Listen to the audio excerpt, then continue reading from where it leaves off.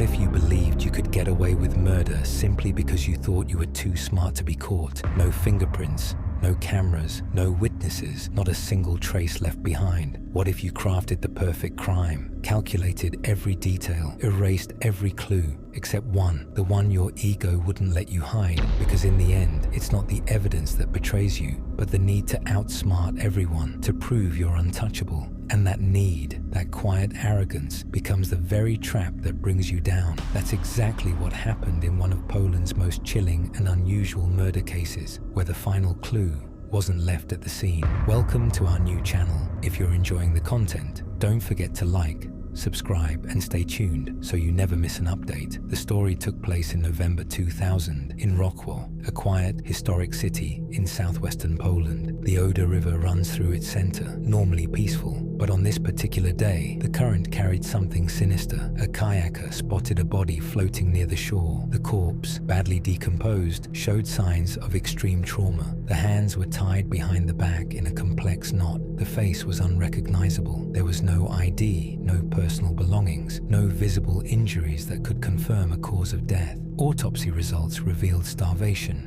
bruising, and evidence of long-term restraint. The method of binding, wrists secured tightly behind the back with a power cord, was known to local police as the Rosław tie, a method associated with criminal underworld executions. For weeks, no one could identify the victim. No missing persons reports matched, but eventually, through a combination of dental records and a distinctive shoe traced to a rare local seller, police identified the body.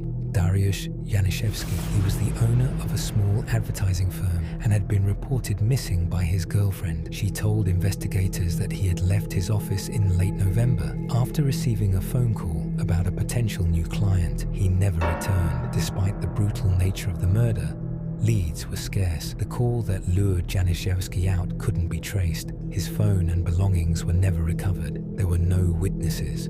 No signs of forced entry at his office, and no financial or personal motive anyone could determine. The case went cold until nearly 4 years later in 2003, a tiny digital footprint cracked it wide open. A detail so small it was almost invisible at first, but once uncovered, it turned the entire investigation upside down. Janiszewski's mobile phone, long presumed to have vanished with his killer, suddenly came back online, not to make a call, but to list a phone charger for sale on eBay. That single online listing caught the attention of Detective Inspector Arkadiusz Zinal, a veteran investigator who had never let go of the unsolved Janiszewski case. The charger was listed by a user whose IP address traced to a Warsaw apartment. That apartment belonged to Krzysztof Marek P., a 30-year-old philosophy student, intellectual, and aspiring crime novelist. When questioned, Krzysztof claimed he had bought the phone second-hand at a local market and had no idea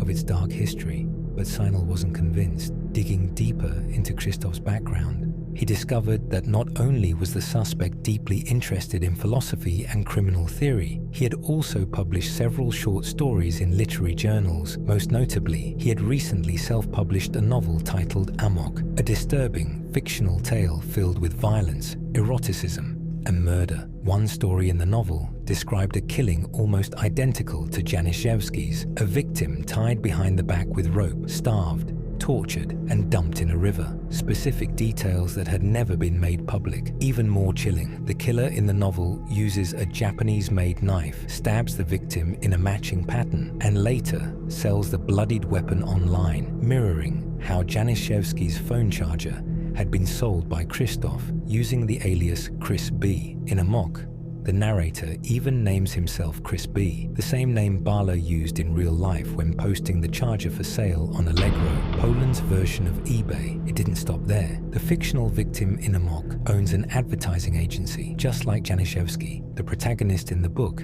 expresses obsessive jealousy and a desire for revenge over a suspected affair involving his wife, a reflection of what police believe was Krzysztof's real motive, a paranoid suspicion that Janiszewski had a relationship with his estranged wife. Zinal confronted Krzysztof with the parallels. At first, the suspect remained calm, even amused, treating the accusations like a game. But under pressure, inconsistencies in his story began to emerge. His alibi crumbled. Forensic analysis revealed fibers from Krzysztof's clothing on the cords used to bind Januszewski. Digital evidence confirmed the eBay account had been accessed from his apartment at times when no one else was home. Slowly, the illusion of control began to unravel. Eventually, Krzysztof confessed. The murder had been premeditated, a twisted intellectual experiment meant to prove he could outsmart everyone. The police, the system. He thought he was untouchable, superior, invisible. What he didn't realize was that one relentless detective